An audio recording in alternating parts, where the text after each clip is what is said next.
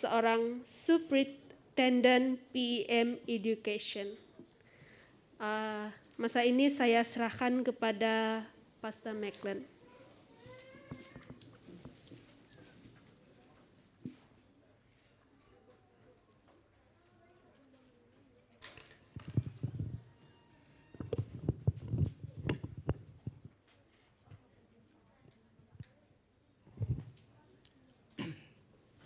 Pertama sekali saya ingin mengucapkan selamat tengah hari dan selamat hari Sabat.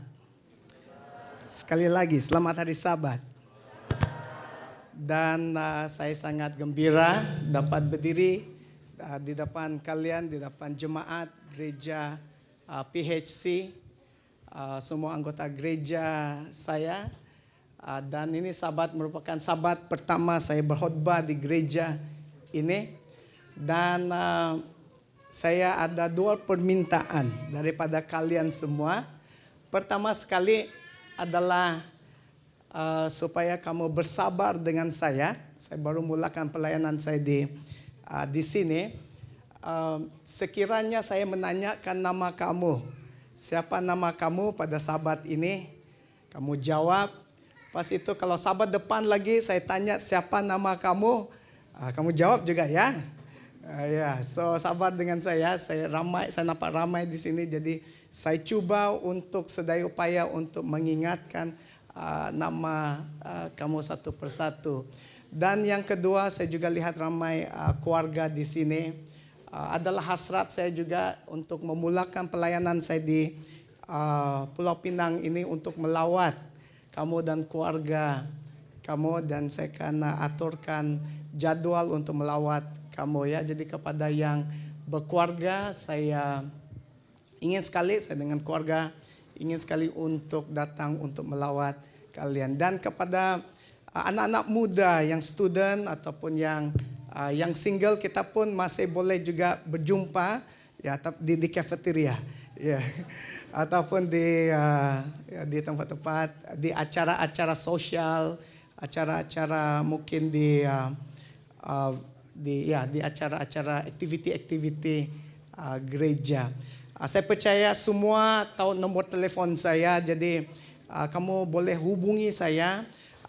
Dan karena nomor semuanya ganjil bagi saya, jadi tolong memperkenalkan diri kamu supaya saya boleh juga tahu siapa yang mengirimkan teks kepada saya. Baik, sebelum kita terus kepada acara khotbah, ini adalah khotbah pertama dan saya terfikir apa yang saya mau sementara saya mulakan pelayanan di PHS ini, saya fikir saya mau ambil siri daripada buku Rut. Dalam arti yang lain, sepanjang jadwal saya berkhotbah untuk 2 kuartal ini, kita akan sentuh dari buku Rut sahaja. Dan buku Rut ini adalah kisah mengenai persahabatan, mengenai kasih, dan lebih lagi persahabatan di antara Tuhan ataupun jemaat Tuhan dengan orang luar. Relationship between God's people and God's people and the outside world. Ya, dan kita akan belajar, dan pada Sabat ini kita akan sentuh tentang watak yang pertama, yaitu Elimelek. Tajuk khotbahnya adalah krisis di sebalik nama yang baik. Mari kita berdoa. Tuhan Bapa kami di kerajaan sorga, sementara kami membuka firman Engkau yang terdapat di dalam buku Rut, bagi 1 ayat 1 dan 2, kiranya Engkau berbicara di dalam fikiran dan hati kami dengan apa yang kami dengar dan apa yang kami akan belajar bersama, akan mengangkatkan iman kami supaya kami lebih dekat kepada Engkau dan lebih matang di dalam perjalanan kerohanian kami ya Bapa. Kami menyerahkan doa ini dalam nama Bapa, Anak dan Roh Kudus kami berdoa. Amin. Ayat yang diambil adalah di dalam buku Rut bagi 1 ayat 1 dan 2. Dan jika kamu ada Alkitab, kamu boleh buka bersama dengan saya di Rut 1 verse 1 and 2. Walaupun ada di atas screen ini, namun saya lebih senang kalau kamu boleh buka Alkitab kamu sendiri dan kamu tanda berapa ayat yang saya gariskan warna kuning ini. Dikatakan di sini, pada zaman para hakim memerintah, ada kelaparan di tanah Israel. Lalu pergilah seorang dari Bethlehem Yahuda berserta istrinya dan kedua anaknya laki-laki ke daerah Moab untuk menetap di sana sebagai orang asing. Dan nama orang itu ialah siapa? Elimelek. Nama istrinya siapa? Naomi. Ada nama Naomi di sini? Ada. Oke. Sabat yang akan datang, bukan sabat akan datang, tapi sabat khotbah kedua saya adalah berkaitan dengan Naomi. Dan nama kedua anaknya adalah siapa? Mahlon dan Kilion. Semuanya orang-orang Afrata dari Bethlehem, Yehuda, dan setelah sampai ke daerah Moab, diamlah mereka di sana. Mari kita berkenalan dulu dengan siapakah Elimelek ini. Nah, Elimelek dari namanya, maksud namanya adalah Tuhanku adalah Raja. My God is King. Dan tajuk khotbah saya adalah Elimelek, krisis di sebalik nama yang baik. Ya, krisis di nama yang baik. Nama ini cukup baik sekali dan nama ini diberikan oleh ibu bapa yang saleh. Dalam arti yang lain, Elimelek ini dibesarkan di dalam keluarga Kristen. Keluarga yang mentaati Tuhan. Keluarga yang aktif di dalam gereja. Ini adalah, Elimelek ini adalah seorang Adventist, second generation. Dan ketika Israel setia kepada Tuhan, dia dilahirkan pada waktu zaman hakim-hakim. Sebab cerita Ruth ini adalah pada waktu zaman hakim-hakim, pada waktu pada zaman Israel setia kepada Tuhan. Nah, di dalam buku Hakim-Hakim ceritanya adalah seperti ini. Bila umat Israel setia kepadanya, keadaan negeri mereka itu stabil, makmur. Tapi apa terjadi bila umat Israel tidak mengikuti Tuhan? Bencana terjadi kan? Malah petaka terjadi, up and down. Jadi kamu lihat itu di dalam buku di dalam buku Hakim-Hakim. Maaf. Dan namanya juga berarti, ia menunjukkan juga bahwa Tuhan sentiasa menyediakan keperluan kepada kita pada waktu krisis. Dan ia menunjukkan bahwa Tuhan mengawal setiap keadaan. Sangat baik nama ini. Kepada ibu bapa yang merancang untuk ada baby. Kalau ada baby boy, kamu boleh fikirlah nama Elimelek ini. Sebab namanya maksudnya Tuhanku adalah Raja. Anak pertama kami bernama Mishael. Dan kami ambil itu daripada, kalau kamu ingat, 4 orang kawan si Daniel kan? Daniel, Mishak, Shadrach, dan Abednego. Nama yang kawan yang keduanya itu nama Mishael. Tapi sebenarnya kami tidak ambil daripada nama kawan Daniel itu, kami ambil daripada buku Imamat. Di dalam buku Imamat ada seorang imam besar dan dia mempunyai seorang anak. Dan dia namakan anak itu Mishael. Let him be like God, itu artinya. Dan memandangkan dia adalah seorang anak, bukan anak imam besar, tapi anak seorang pendeta. Jadi kami namakan dia Mishael. Ya, very nice name. Dan Elimelek juga namanya juga cukup baik. Nah, dia adalah seorang Efrata dari Bethlehem Yahuda, seorang Yahudi yang dilahirkan dalam keluarga yang saleh seperti mana yang kita tahu, seorang lelaki yang beragama yang menyembah Tuhan yang benar. Dan dia mengalami pembebasan Tuhan pada zaman para hakim. Saya ingin kamu simpan di dalam fikiran kamu sementara saya mengungsikan cerita mengenai Elimelek ini. Ini adalah seorang yang mengenal Tuhan. Seorang yang berjalan bersama dengan Tuhan. Seorang yang tahu artinya pembebasan. Bila Tuhan campur tangan di dalam krisis. Orang ini sudah melihat mukjizat Tuhan. Ya, so ini pada zaman hakim. Dan namun malang sekali di dalam cerita permulaan di dalam cerita Ruth ini kita mendapati bahwa dia bersama keluarganya telah berpindah ke daerah Moab dan ini merupakan satu penghinaan, satu memalukan bagi orang Yahudi berpindah dari Bethlehem pergi ke negara ataupun negeri asing seperti Moab.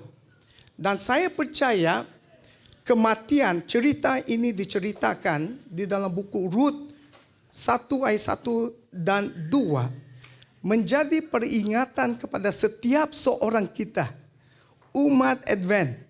Tak kira kalau kamu menjadi Kristian baru 5 tahun, 10 tahun maupun kamu sudah menjadi Kristian Adventist 30 tahun lebih. Dia memperingatkan kepada kita bahwa kematian Elimelek bahwa lari daripada Tuhan bukanlah satu idea yang baik. Di dalam cerita Alkitab, kamu ingat siapa yang selain daripada Elimelek, siapa lagi yang lari daripada Tuhan?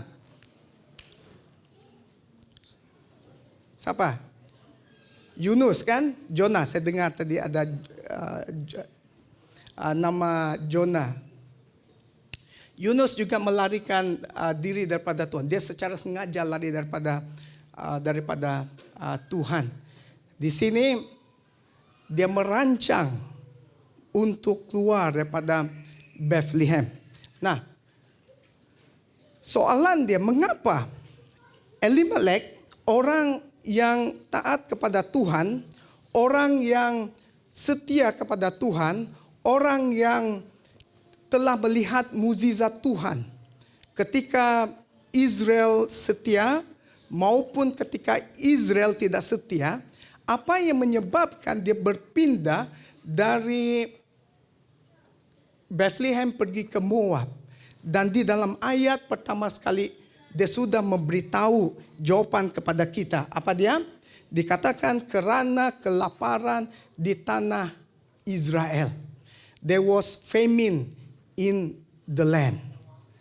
Nah, famine ataupun kelaparan ini seperti mana yang kita dengar cerita Tado tadi di Palestina. Majority umat Israel adalah petani, mereka pensawah.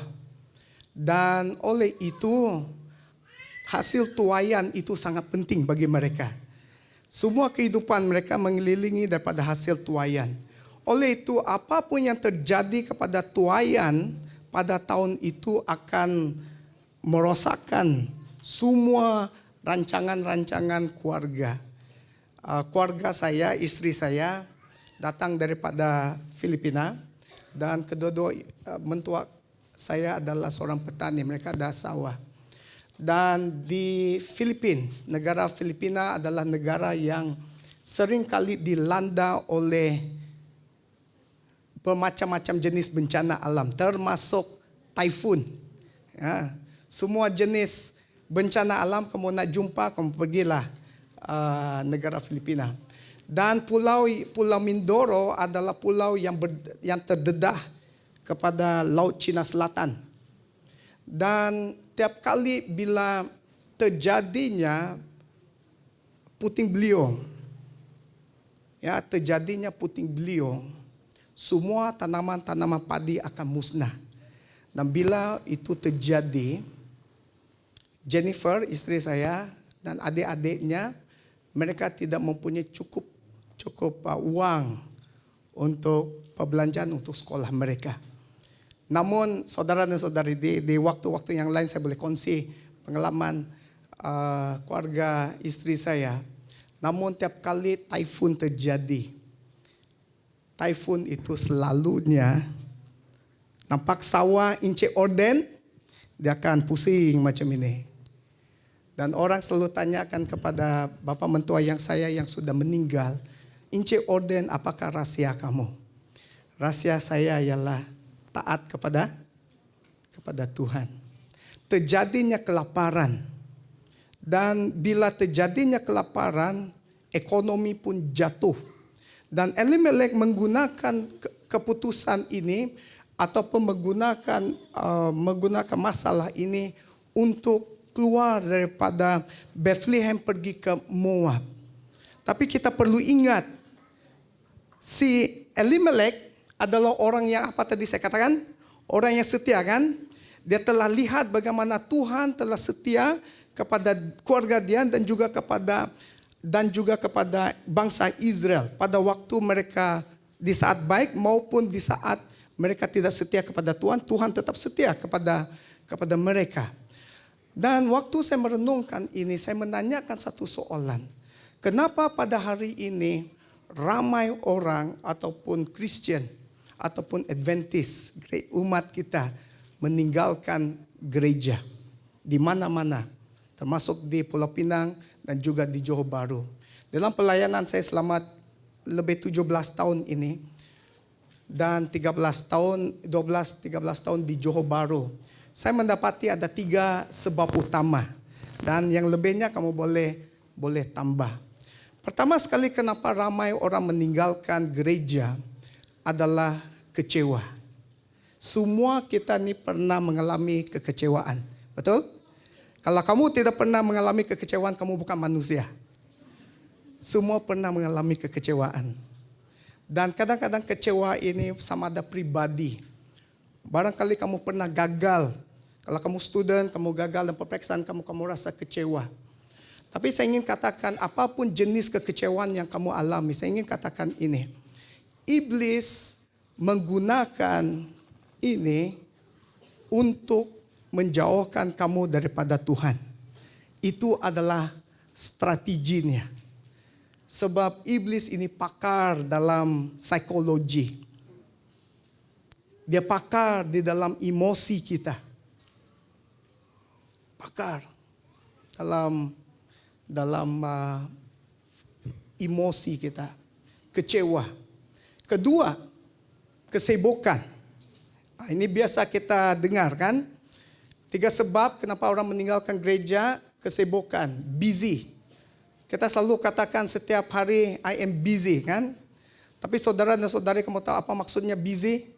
Do you know what is the acronym of busy? Busy means being under what? Satan's yoke. Kalau saya katakan I'm busy, I'm being under Satan's yoke. 1 poin lagi. If I say I'm busy, kalau saya katakan saya sibuk, setan suka dengar. Because kalau saya tidak mempunyai waktu untuk belajar Alkitab secara pribadi dan doa pribadi setiap hari, pegangan kita kepada Tuhan itu semakin lama semakin apa? Tidak kuat, betul? Ya, tidak kuat.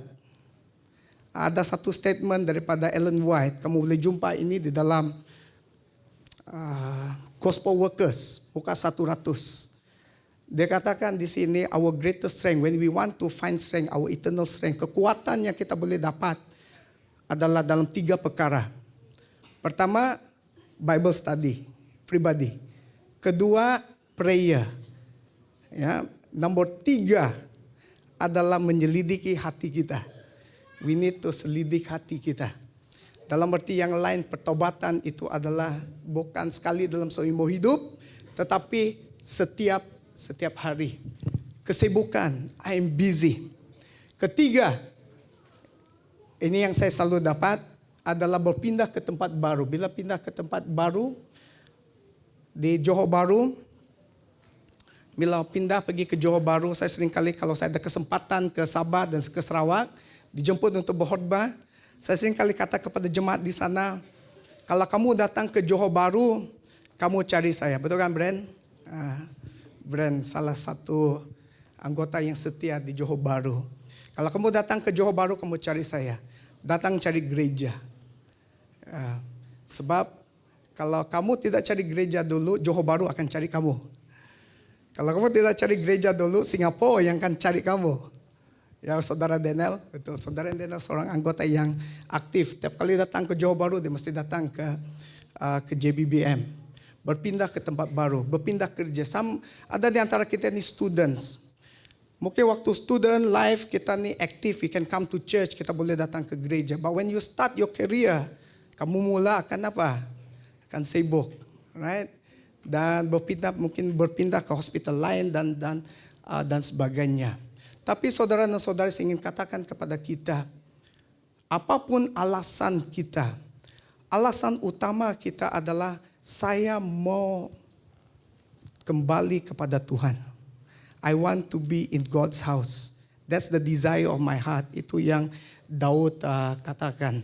Dan biarlah gereja kita ini, this church, biarlah kita, apapun alasan kita yang menghalang kita, biarlah setiap Sabat kita datang ke gereja PHC untuk menyembah Tuhan. Mari kita teruskan. Nah, ada 2 pelajaran yang saya mau share, yang saya boleh kongsikan daripada Elimelek. Yang pertama, dosa sering menjerat dengan langkah apa dia? Halus. Sin often ensnares by subtle steps. Ya, dengan langkah yang halus. Nah, Elimelek memahami bahwa krisis kelaparan adalah tanda ketidaktaatan Israel terhadap Tuhan. Ini adalah masalah krisis rohani. Elimelek mengetahui itu. Sebab Rut adalah ditulis di dalam konteks hakim-hakim. Dan Elimelek kenal pasti bahwa bila Israel umatnya tidak setia kepada Tuhan, apa yang terjadi adalah akan terjadinya kelaparan. Dan kita dapat cerita seperti di tempat-tempat lain seperti pengalaman Elijah, waktunya tidak ada tak ada hujan kan untuk 3 tahun dan sebagainya. Tuhan menggunakan semuanya itu sebenarnya untuk menarik kembali umatnya. Elimelek juga tahu solusi kepada masalah ini. Nah, kadang-kadang kita tahu solusi kepada masalah kita, betul ke tidak? We know the answer to our problem. Tetapi kita tidak pergi kepada solusi itu. Elimelek juga tahu jika umat Tuhan datang kepada Tuhan dalam pertobatan, dia akan membebaskan mereka. Needs to come to God. Ya, kita juga lihat. Ini adalah satu petikan daripada komentari daripada David Strain, dan saya membaca komentari ini. Dia katakan di sini dalam bahasa Inggris, Elimelek ought to have connected the moral crisis of rebellion against God in the spiritual life of Israel with the famine sweeping through the land of Israel. God was working to reclaim his people from rebellion and backsliding and sin. Elimelek ought not to have fled the land. He ought instead to return to who? Return to God.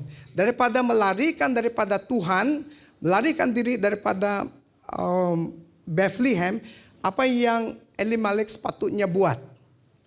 Dia sepatutnya kembali kepada siapa? Kepada Tuhan.